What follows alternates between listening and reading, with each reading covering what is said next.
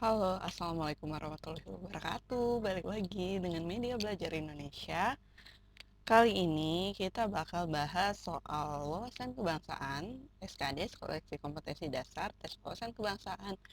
Materinya adalah sesuai dengan kisi-kisi terbaru di dalam Permen PAN RB nomor 48 tahun 2020, yaitu tentang nasionalisme.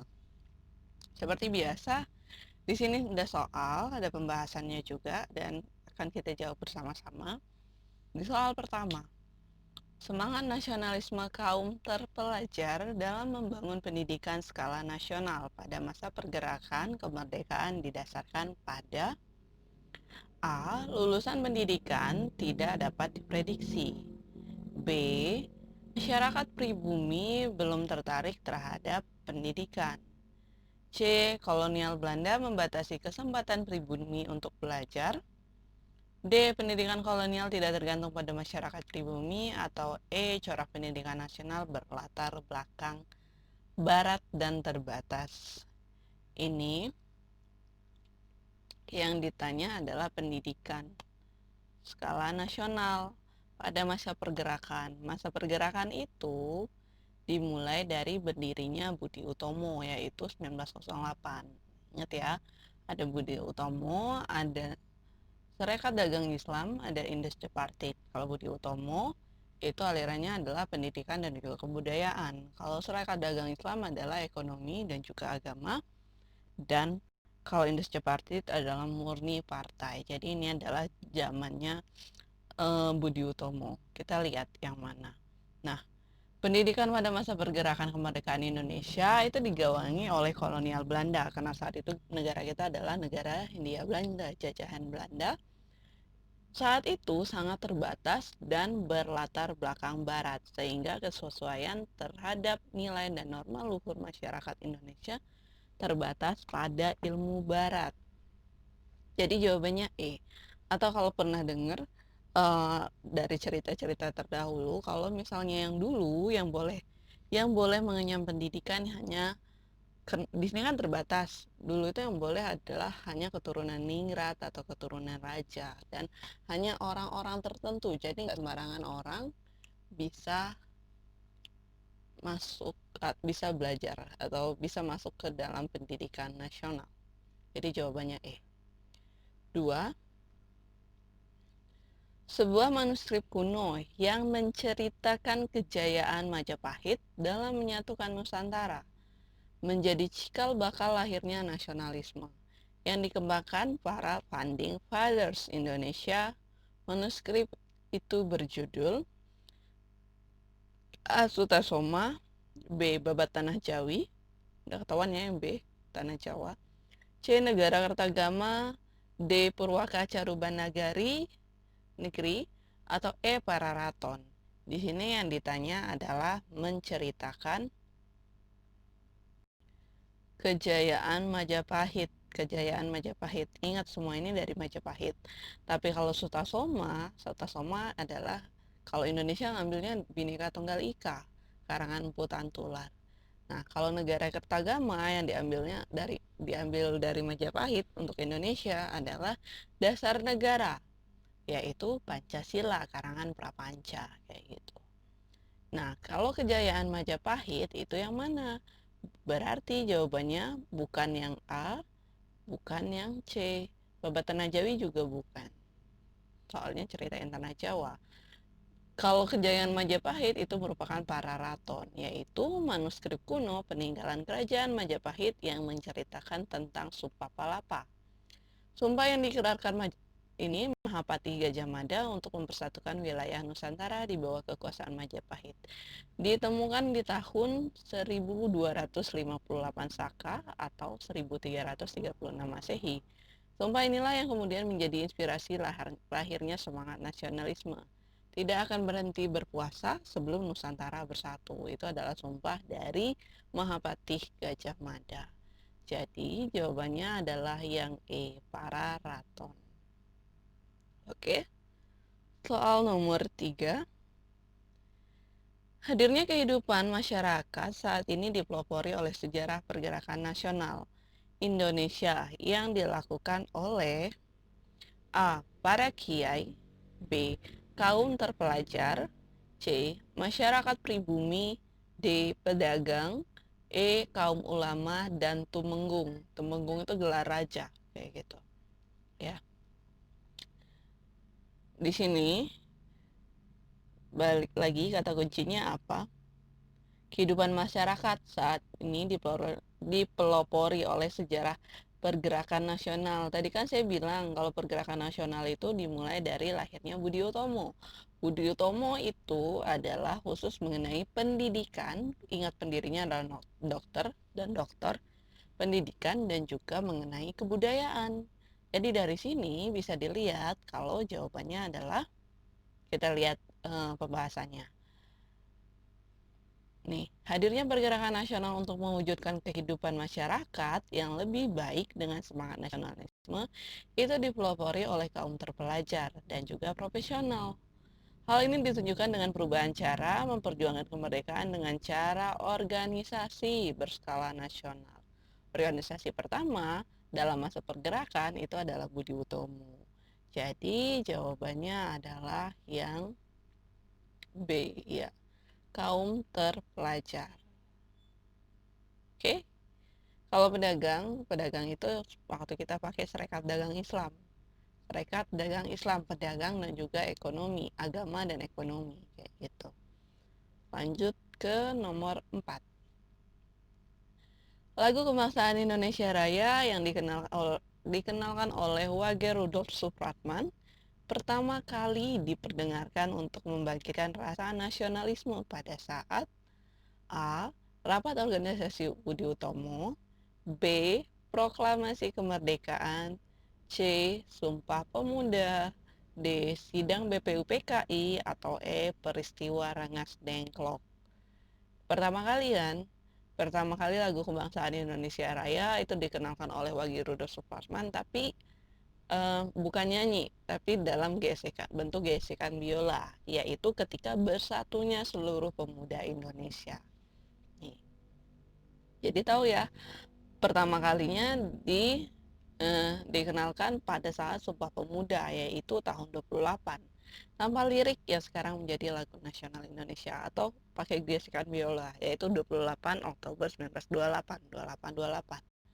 Jadi jawabannya adalah yang C, Sumpah Pemuda. Oke.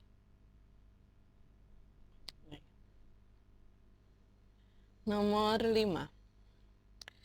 Hakikat sebuah negara yang menekankan pada unsur pemerintahan adalah A. Negara merupakan alat untuk mengatur dan mengendalikan masyarakat secara bersama-sama atas nama rakyat. Pemerintahan di situ objeknya, ya. B. Negara merupakan organisasi masyarakat yang diciptakan oleh sebagian kelompok. Enggak ya, yang B. Dia nggak ngejelasin tujuannya apa. C. Negara merupakan kekuasaan kewilayahan yang diperbolehkan untuk mengatur dengan cara kekerasan. Dengan cara kekerasan, ini bikin salah. Jadi yang C itu nggak mungkin. Otomatis salah. D. Negara merupakan organisasi kekuasaan untuk mengatur kehidupan masyarakat berdasarkan kekuasaan. Ya nggak?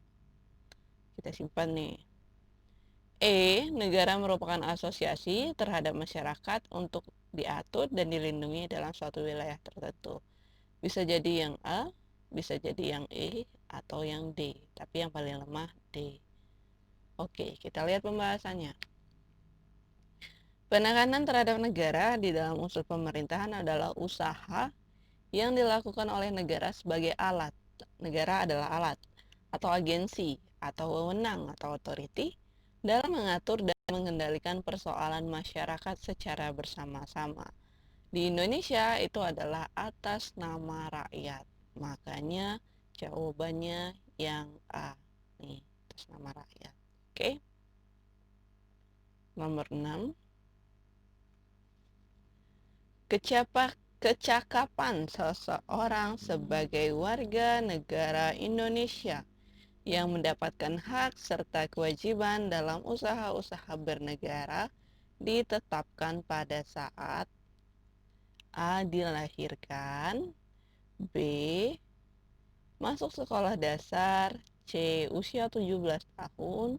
D. Usia 19 tahun. Atau E. Usia 21 tahun. Ini yang ditanya adalah hak dan kewajiban usaha bernegara. Usaha bernegara ya. Kalau kita pas dilahirkan itu adalah punya hak untuk hidup. Oke.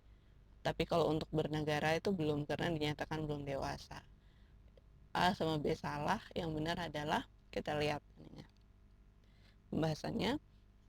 Kecakapan dalam bertindak berdasarkan undang-undang sesuai dengan amanat Undang-Undang 45 bagi WNI adalah pada saat menginjak usia 17 tahun atau ia dinyatakan dewasa. Kalau misalnya di Indonesia ketika anak berusia 17 tahun dia dikasih hak untuk memperoleh ini identitas negara, yaitu kartu tanda penduduk atau KTP. Nah, di situ dia punya hak dan kewajiban untuk bernegara. Misalnya hak untuk memilih ketika pemilu kayak gitu. Dan hak-hak lainnya. 7. Jadi 6 TWK nasionalisme jawabannya C. Soal nomor 7 tentang nasionalisme lagi. Memasyarakatkan Pancasila dan pendidikan Pancasila di lingkungan sekolah merupakan upaya untuk titik-titik. Lingkungan sekolah ya. A. Membangun sikap kompetitif bagi kaum terpelajar. B. Mewujudkan masyarakat sadar hukum. Ini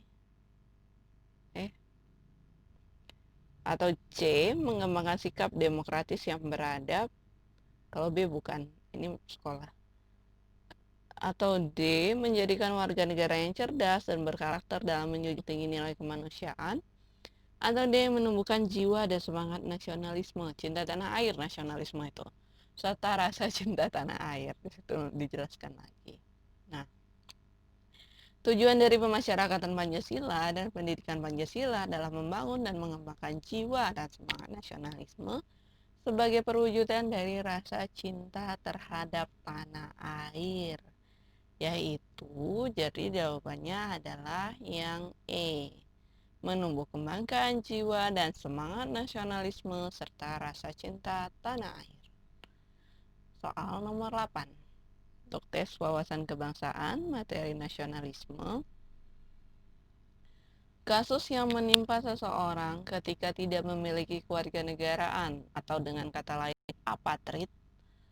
A di depan artinya itu adalah tidak. Terjadi ketika A. Berasal dari negara yang menganut ius soli dan melahirkan di negara yang menganut ius sanguinis. Apakah benar? Tidak memiliki kewarganegaraan ya. Ius soli, ingat, ius soli adalah ius yang ini kewarganegaraannya diperoleh berdasarkan tempat lahir. Nah, kalau misalnya dia lahir di negara tersebut, otomatis dia dapat warga negara negara tersebut, contohnya Amerika Serikat. Tapi kalau dia bukan lahir di tempat itu, dia nggak dapat warga negara itu. Ya gitu. Jadi warga negara Amerika Serikat, kalau misalnya lahir di Indonesia, dia punya kewarganegaraan apa enggak?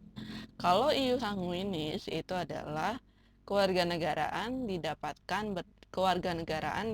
berdasarkan keturunan. Jadi ayah ibunya tuh kalau ius sanguinis contohnya adalah Indonesia.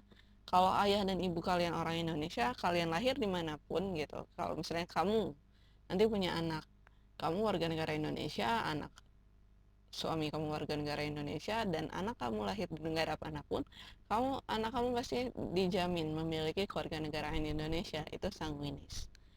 Kalau B, berasal dari negara yang menganut ius sanguinis berdasarkan keturunan dan melahir di negara yang menganut ius soli.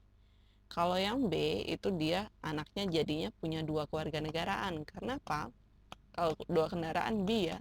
B artinya dua. B patrid. Kalau apatrid artinya tidak. Patrid adalah kewarganegaraan, B artinya dua. Soalnya dia ius sanguinis kayak Indonesia. Berdasarkan keturunan terus lahir di Amerika Serikat. Berdasarkan tempat lahir ya udah jadi dia punya dua. Kalau yang C, lahir di negara yang menganut ius sanguinis, bertempat tinggal dan melahirkan di negara yang menganut ius sanguinis. Nggak nambah ya. tetap sanguinis. Jadi bukan yang C. Tetap orang Indonesia, lahir di Indonesia, tempat tinggalnya di Indonesia. Ya udah, tetap warga negara Indonesia. Kan? Yang ditanya adalah apatrid, tidak memiliki kewarganegaraan. Kalau yang D, lahir di negara yang menganut ius soli, bertempat tinggal dan melahirkan di negara yang menganut ius soli. Berarti dia punya kewarganegaraan berdasarkan tempat lahir. Punya kewarganegaraan. Kalau yang E, memiliki status tidak memiliki kewarganegaraan dan melahirkan serta bertempat tinggal di negara yang menganut ius soli. Tadinya apatrid, tidak memiliki kewarganegaraan, kan apatrid. Kalau dia lahir di negara yang ius soli, berarti dia punya kewarganegaraan berdasarkan tempat ia lahir. Jadi jawabannya adalah yang A. Ini penjelasannya.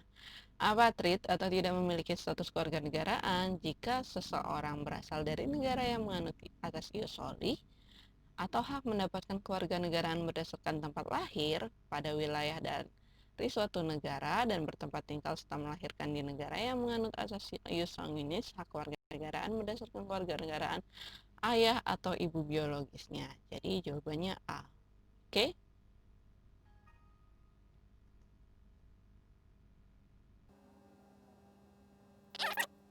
Permasalahan paling kompleks yang dialami oleh negara Indonesia yang mengakibatkan tergerusnya nasionalisme adalah paling kompleks, paling ribet. A. Lemahnya aparatur penegak hukum. B. Permasalahan disintegrasi kedaerahan. Disintegrasi itu tidak mau bersatu atau memecah belah. C. Perkembangan globalisasi yang kian pesat, nggak ada hubungannya. D. Perselisihan ideologi, politik, dan juga moral. Atau E. Rendahnya kepercayaan terhadap kinerja pemerintahan. Paling kompleks ya. Paling kompleks, paling ribet, paling banyak. Itu yang disebutin paling banyak. D. Perselisihan ideologi politik dan moral mampu mengakibatkan permasalahan kompleks karena ideologi itu sendiri itu udah menyangkut dasar negara, pandangan, dan landasan filosofi suatu negara akibat kurangnya pelestarian rasa nasionalisme di suatu negara. Jadi jawabannya adalah yang pilihan jawaban D. Itu yang paling kompleks. Oke? Soal nomor 10. Fenomena generasi muda yang mengalami kepudaran terhadap jiwa nasionalisme itu disebabkan karena apa? Generasi muda. A. Orientasi nasionalisme adalah sikap dan perbuatan. Ini apa yang ditanya? Kepudaran. Berarti bukan yang A. Saya akan menjelaskan apa-apa. B. Labeling yang menjadi stigma bagi generasi muda. Labeling itu apa ya? Kayak dicap sebagai apa gitu. Atau C. Ukuran nasionalisme dipahami hanya sebatas perjuangan secara fisik. Atau D. Kurangnya daya juang terhadap tantangan perubahan zaman. Atau E. Kurangnya sosok heroisme bagi kaum muda. Kepudaran terhadap jiwa nasionalisme itu disebabkan oleh apa? Nah, sikap dan perilaku nasionalisme masih banyak dipahami oleh generasi muda sekarang. Itu hanya sebatas perjuangan fisik aja, sehingga upaya untuk membangun sikap dan perilaku nasionalisme itu tidak diupayakan secara baik dan juga maksimal. Jadi dari penjelasan ini, nasionalisme, jadi jawaban yang tepat adalah yang C. Ukuran nasionalisme dipahami hanya sebatas perjuangan secara fisik. Soal nomor 11. TWK, nasionalisme, wawasan kebangsaan ya. Kasus yang menimpa seseorang ketika memiliki status kewarganegaraan ganda atau bipatrid, bi artinya dua tadi atau ganda, terjadi ketika apa? Ini lawan soal yang tadi. A. Berasal dari negara yang menganut ius soli. Ingat, ius soli adalah berdasarkan tempat lahir. Dan melahirkan di negara yang menganut ius sanguinis. Berarti kalau yang A, anak-anak yang lahir itu tidak memiliki kewarganegaraan atau apatrid. Jadi jawabannya bukan A. B. Berasal dari negara yang menganut ius sanguinis, keturunan sanguinis, dan melahirkan di negara yang menganut ius soli, yaitu kewarganegaraannya berdasarkan tempat lahir. Bisa simpen ya. 2 kan? Bipatriot. Kalau C, lahir di negara yang menganut ius sanguinis, bertempat tinggal dan melahirkan di negara yang menganut ius sanguinis. Ya udah. Dia berarti sanguinis. Berarti punya kewarganegaraan satu. D, lahir di negara yang menganut ius soli, bertempat tinggal dan melahirkan di negara yang menganut ius soli. Ya udah, berarti kewarganegaraannya satu, bukan ganda. Berdasarkan ke tempat lahir. Sorry. E, memiliki status tidak memiliki kewarganegaraan dan melahirkan serta bertempat tinggal di negara yang menganut ius soli. Berarti dia punya satu kewarganegaraan.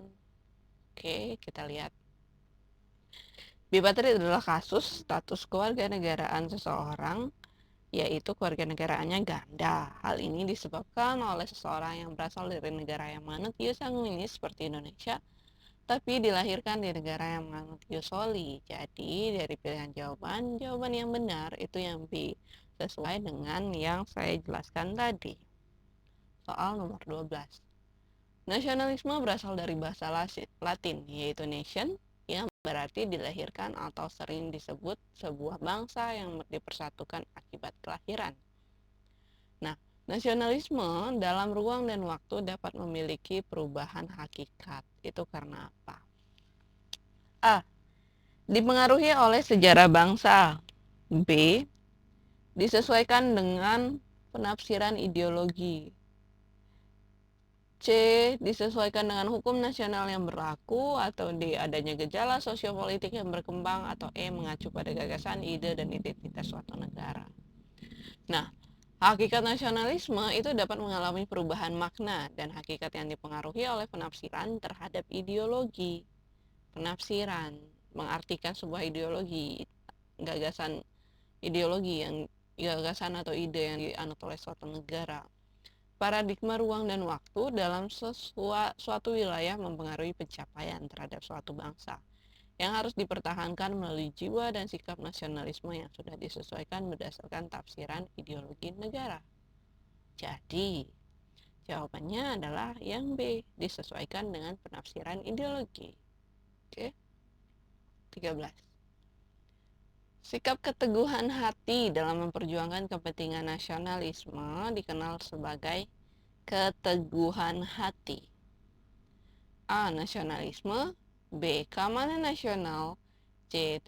Cinta tanah air. D. Kekuatan nasional. Atau E. Ketahanan nasional. Keteguhan hati ya di sini. Nah, sikap keteguhan hati dalam upaya memperjuangkan kepentingan nasional itu merupakan pengertian dari ketahanan nasional atau yang E.